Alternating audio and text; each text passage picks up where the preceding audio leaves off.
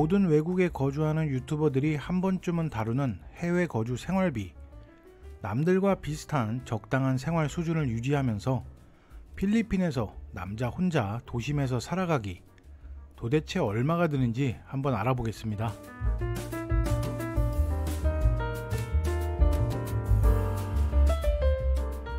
다양한 나라의 장기 체류 및 한 달 살기에 도전하시는 분들이 많죠. 몇 개월 살아보면 폭넓은 시야로 여러가지 체험도 할 수 있고, 여행 다닐 때와는 또 다르게 현지에서 보다 다양한 경험을 할 수 있다고 생각이 됩니다. 필리핀과 다른 동남아 국가들은 상대적으로 체류비가 저렴하다고 알려져 있어서 많은 분들이 오신 적도 있었고요. 한 달 거주비와 생활비는 주관적인 부분들이 많은 케바케라서 제대로 된 정보를 드리기는 좀 난해하지만, 그냥 단순하게 필리핀에서 남자 사람이 한 달 동안 살면서 들어가는 비용을 제 경험을 통해서 한번 알려드리려고 합니다.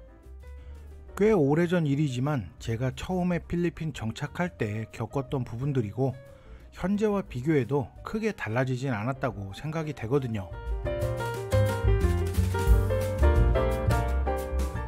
일단 생활비 부분에서 가장 큰 부분을 차지하는 것이 임대료겠죠. 사실 임대료만 아껴도 많은 부분들이 세이브 되는 건 당연합니다.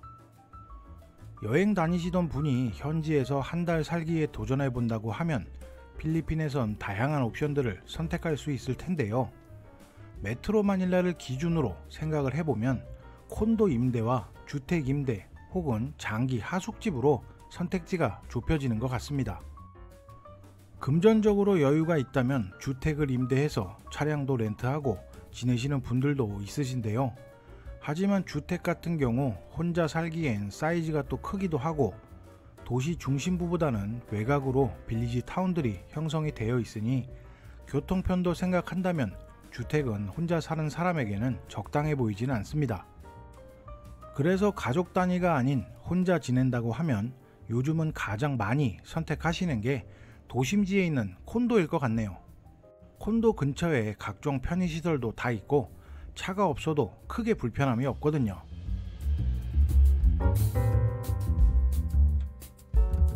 한인분들이 많이 거주하시는 앙헬레스와 세부 같은 곳은 자연스럽게 로컬 방 혹은 집을 임대해서 자연스럽게 묻어가는 경우를 쉽게 볼 수 있는데요. 마닐라는 한인 거주 지역이 대부분 정해져 있기 때문에 외국인이 없는 완전 로컬 지역은 들어가기가 조금 힘듭니다. 어떤 지역이든 로컬에도 방을 빌려주던가 작은 집을 빌려주는 경우가 있기는 한데, 로컬 하우스는 외국인이 흡수되기엔 쉽지 않은 환경 요소가 가득하고, 또 너무 딥하게 로컬로 들어가면 위험스러운 상황도 생길 수 있고요.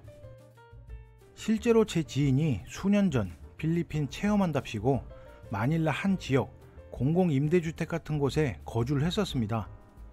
크게 위험한 것도 없다고 하고 현지인들과 가깝게 지내면서 몇 달 좋은 경험을 했었다고 하는데요. 대략 4개월 정도 살다가 나왔는데 가장 큰 이유가 물건이 자꾸 없어진다고 하더라고요. 그리고 로컬 지역에서 나오는 소음 때문에 약간 정신이 이상해지는 것 같다고 하더라고요.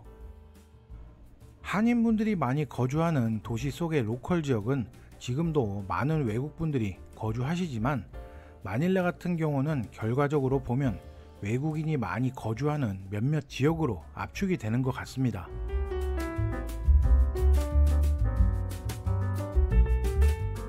제 주변에 마닐라로 한 달, 두 달 혹은 6개월 정도 오시는 분들이 정말 많습니다. 하지만 체류하면서 본인이 정해놓은 금액에 따라서 정확히 나뉘는 것 같고요. 여유가 조금 있으신 분들은 보니파시오나 라겔, 마카티, 맥킨리힐, 이스트우드 같은 콘도를 임대해서 들어가는 경우가 가장 많은데요. 이런 콘도들, 대규모 단지의 콘도 원베드와 스튜디오 타입을 2만에서 3만 5천 페소 선에서 임대해서 들어가는 경우가 가장 많고요. 반면에 금액을 줄이려고 하시는 분들은 대도시 주변이나 번화가 외곽의 작은 규모의 콘도로 가시는 경우도 굉장히 많습니다.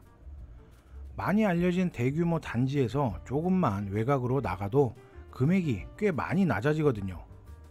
같은 크기의 집이 대규모 단지에 비해 한 10,000페소 넘게 금액이 낮아질 겁니다.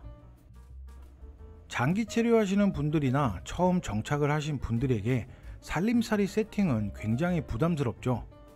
콘도 같은 경우 가구 포함, 미포함으로 선택을 할 수 있지만 가구를 포함된 집들이 통상적으로 월 렌트비, 월 임대료를 15에서 20% 정도 더 받는 케이스가 굉장히 많습니다.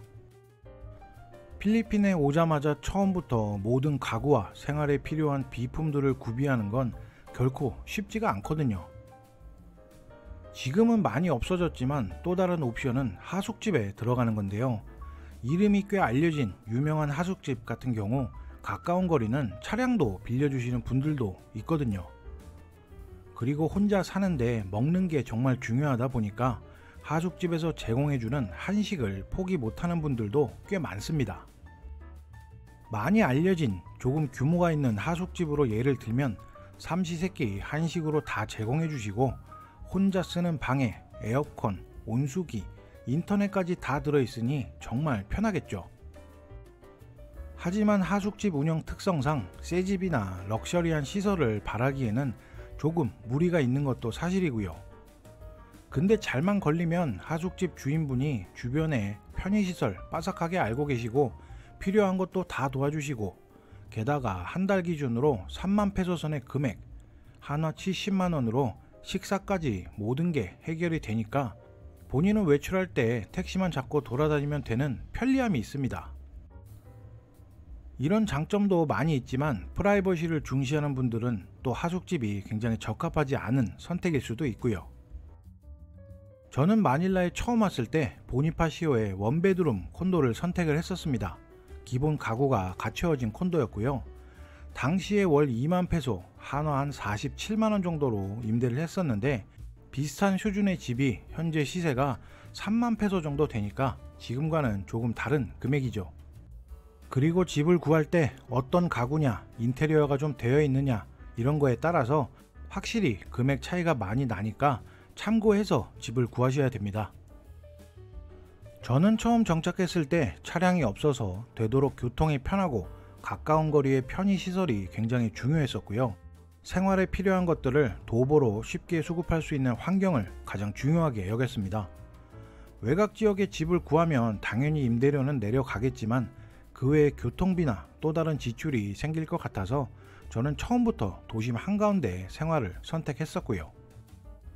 물론 저도 처음 필리핀에 왔을 때 지프니나 트라이시클을 타고 다녔었고 택시를 주 교통수단으로 이용을 했었는데요.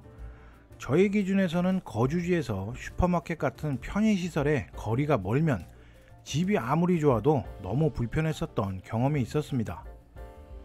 슈퍼마켓 한번 갔다 오는데 필리핀이란 여름나라 물건 들고 오다가 진짜 떡실신 해버립니다. 이 부분은 꼭 참고하시면 좋을 것 같습니다.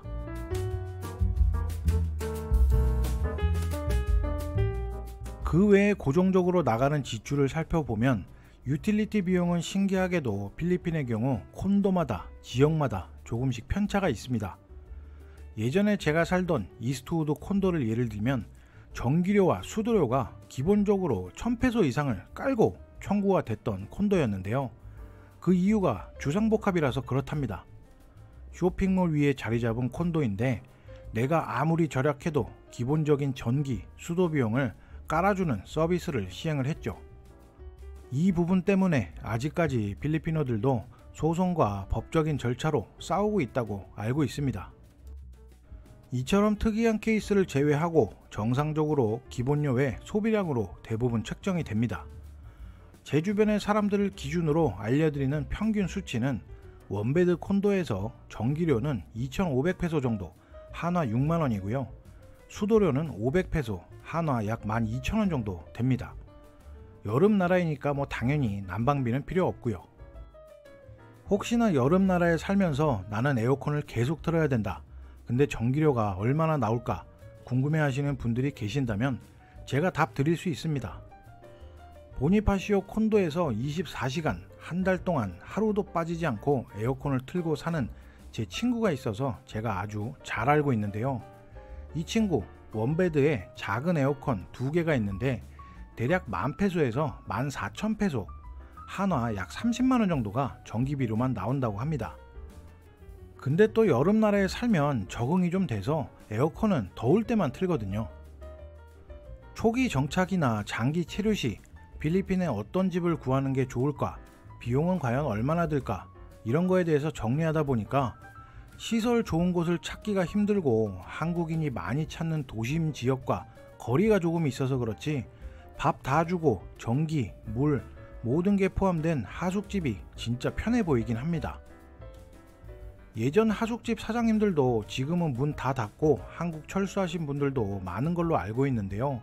코로나가 빨리 끝나서 다들 복귀하기를 응원합니다. 오늘은 짧게 한두 달, 길게는 6개월 이상 필리핀에 혼자 장기 체류할 때 가장 중요한 임대료와 어떤 집을 얻는가, 또 비용에 대해서 한번 말씀드려 봤습니다. 물론 개인마다 차이가 있을 거고 선호하는 게 분명히 있으실 텐데요. 이 영상이 조금은 도움이 되셨으면 합니다. 오늘도 부족한 필피디 영상 시청해 주셔서 감사드리고요. 좋은 하루 되시기 바랍니다.